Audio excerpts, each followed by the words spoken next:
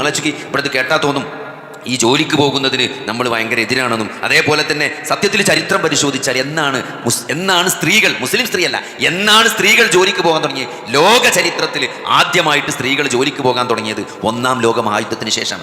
ഒന്നാം ലോക മഹായുദ്ധത്തിന് മുമ്പ് സ്ത്രീകൾ പുറത്തെ പണിക്ക് പോകുന്ന ശീലം ലോക ചരിത്രത്തിലില്ല. നമ്മളവിടെ അല്ല, ലോക ചരിത്രത്തിലില്ല.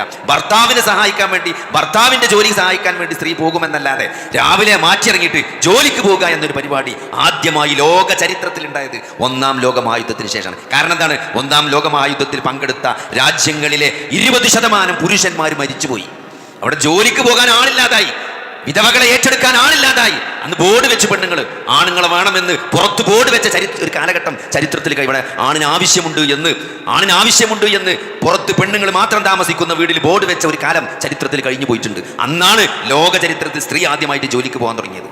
അപ്പൊ ഇതൊന്നും ഇവിടെ ചില ആളുകൾ ഉണ്ടാക്കിക്കൊണ്ടൊന്നല്ല. ചരിത്രം അതിൻ്റെ യാഥാർത്ഥ്യം എന്നും സംസാരിക്കുന്നുണ്ട് സഹോദരങ്ങളെ. അതുകൊണ്ട് ഇസ്ലാം എന്നും സ്ത്രീയെ ആദരിച്ചിട്ടുള്ളൂ, സ്ത്രീക്ക് നൽകേണ്ട അവകാശങ്ങൾ നൽകിയിട്ടുള്ളൂ. അതൊക്കെ ഏതൊരു ചരിത്രത്തെക്കാളും സംസ്കാരത്തെക്കാളും അതിന് ഏറ്റവും മുൻപന്തിയിൽ നിന്നിട്ടുള്ളത് ഇസ്ലാമാണെന്ന് ചരിത്രം പരിശോധിച്ചാൽ മനസ്സിലാക്കും. ഉമർ റളിയല്ലാഹുവിന്റെ കാലത്ത് അദ്ദേഹം ഒരു സ്ത്രീയെ നമുക്ക് കാണാൻ പറ്റും, അവിടുത്തെ മാർക്കറ്റിലെ കാര്യങ്ങൾ നോക്കാൻ ചുമതലപ്പെടുത്തിയത് നമുക്ക് കാണാൻ പറ്റും. അത്രത്തോളം ആ ഒരു കാലഘട്ടത്തിൽ തന്നെ അതേപോലെ തന്നെ യുദ്ധത്തിൽ സഹായിച്ച മുസ്ലിം സ്ത്രീകളെ, സഹാബി വനിതകളുടെ പേര് നമുക്ക് ചരിത്രത്തിൽ കാണാൻ പറ്റും. അതുകൊണ്ട് ഇസ്ലാം കൃത്യമായിട്ട് സ്ത്രീകൾക്ക് എന്തിൻ്റെ അതിൻ്റെതായ അവകാശങ്ങളും അധികാരങ്ങളൊക്കെ വകവെച്ച് നൽകിയിട്ടുണ്ട്. ഒരു അടിച്ചമർത്തലും ഒരു വിവേചനവും സ്ത്രീയോട് ഇസ്ലാം കാണിച്ചിട്ടില്ല. പക്ഷേ എന്താണ് ഈ പറഞ്ഞ ചില കാര്യങ്ങൾ, ഹിജാബ് പുറത്തിറങ്ങുമ്പോൾ ഹിജാബ് ധരിക്കുക എന്നത്, അത്യാവശ്യത്തിനല്ലാതെ പുറത്തിറങ്ങരുത് എന്ന്, അന്യ സ്ത്രീകളുടെ അനുനയത്തിൽ സംസാരിക്കരുത് എന്നത്, പരപുരുഷന്മാരുമായി മഹറമല്ലാത്ത ആളുകളുമായി ഒഴിഞ്ഞിരുന്ന് ചാറ്റ് ചെയ്യുക എന്നത്, അതേപോലെ തന്നെ കൂടിക്കലർന്ന് സംസാരിക്കുക എന്നത്, അതെ അവർ കൂടാതെ ഒറ്റക്ക് ദീർഘമായ യാത്രകൾ നടത്തുക എന്നത്, പുറത്ത് സുഗന്ധദ്രവ്യങ്ങൾ ഉപയോഗിച്ചുകൊണ്ട് പുറത്തിറങ്ങുക, ഇതൊക്കെ ഇസ്ലാം കൃത്യമായിട്ട് വിരോധിച്ചത്.